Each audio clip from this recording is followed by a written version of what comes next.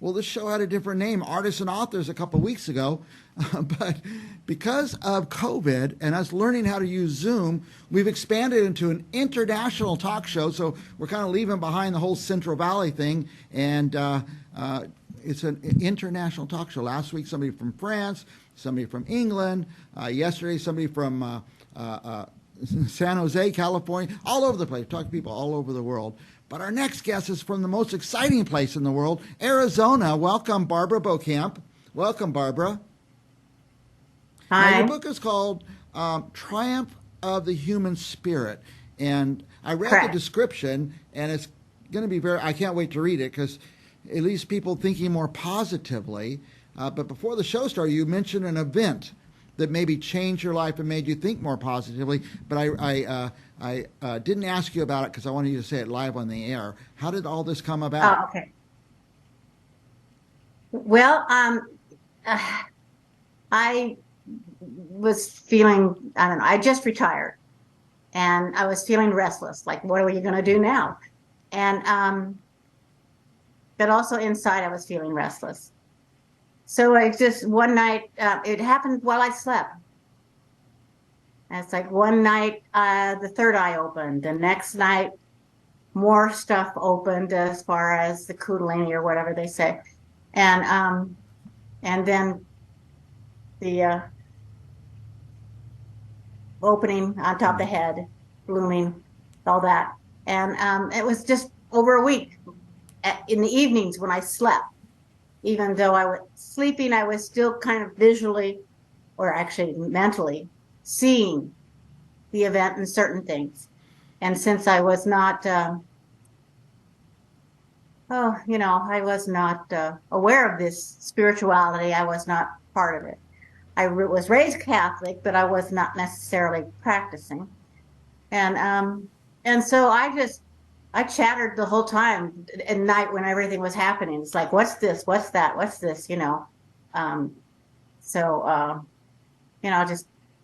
was a child. It was a child thing. It was like, they take you through something and you're seeing different lights or, the white and blues. And I'm thinking, oh my God, I have X-ray vision now. I can see my mattress, that type of thing. So it's just, it was a bit of a shock for a week. Yeah. Or more, yeah. So the event was your mind opening up to more. My mind, yes, and my heart and everything opened up. And the heart opened during the day, and but everything else was at night. But yeah, it just bim, bam, boom. Here you are, and I'm going like, well, what do I do with it? What's this? What's that?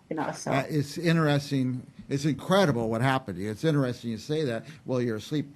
My visions and inspirations come to me when I'm asleep, and I wake up and I say, "Oh, good, I got this new idea." So I don't know if that's yeah, a good thing. Yeah. But I didn't get the positivity that your book is about being positive and getting a positive outlook and a new way of thinking.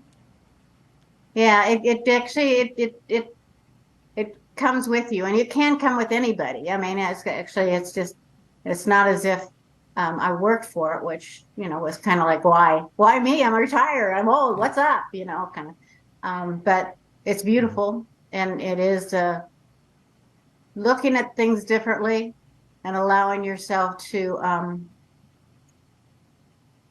bring in a different positive thought. Not everything needs to be anxious and tense and. Now, halfway kidding, before the show, I said, I can't wait to read your book because I'm a cranky old man and I could use a new outlook. Who needs to read your book? People like me or everybody? I would hope everybody, teenagers, adults, and older adults. I mean, I have to admit that my awakening was a little. People could hear me outside my home. Other people who were attuned and able, they could hear me. Because I know one time when I yelled at the universe, my daughter came over and had lunch and she said, "Mom, did you yell at the universe?" And I just like, well, yeah, kind of, because I didn't know other people could hear. So now, I had to learn to be Do quiet. people have to be in the right mind spiritually or to be able to hear? We have people on the show all the time who says they're sending people good vibes and good messages and Exactly, exactly. It doesn't matter whether you're telepathic or you're psychic or or you're just feel it, And I had no clue of those yeah. people, um, and so I was a real chatterbox. But it was hard. It's hard to go within what they say go Yeah. within and be quiet. Now, will your book is your book instructive? Does it kind of teach people or illuminate the path for people to get in the right mind? I think more if it's a memoir of a section of my life. And so it's just because I had an event when I was 30 and I didn't even give it a bunch of attention until I had woken Mm. here. So it's like other people could have another event or something happen in their life that they shake off. You just say, I've got kids, I got to work, I can't, and I think there's a lot of people that might have something more that they don't pay attention to. So paying attention sounds like that's part of it. Yeah, at least give it a chance. I mean, I know with me, I had two children and I was single. And so mine was like, I just have to keep the roof over the Yeah, house, that's what your mind was all about. and I didn't even, and the event, I didn't even, I thought about it, but it more or less shook my head and thought, I don't have time for this. What is it? So I think other people might have that too. Amazing.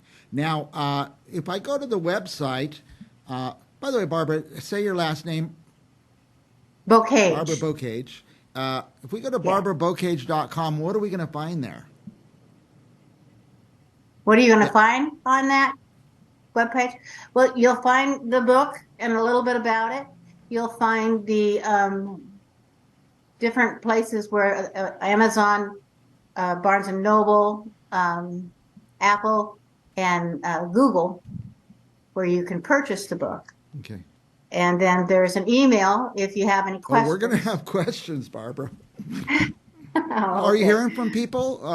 Have people told you they've read it and got their impression? Yes, I have had a couple people. One woman wrote it. She didn't know how to put it on Amazon, and I didn't either, so I had to figure that out. But yeah, she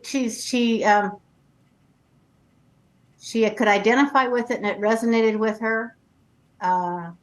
Though she jokingly said, "My third eye haven't opened," but I still can feel these things. Well, that's So that was. I'm fun. excited to read it, and I will read it, Barbara.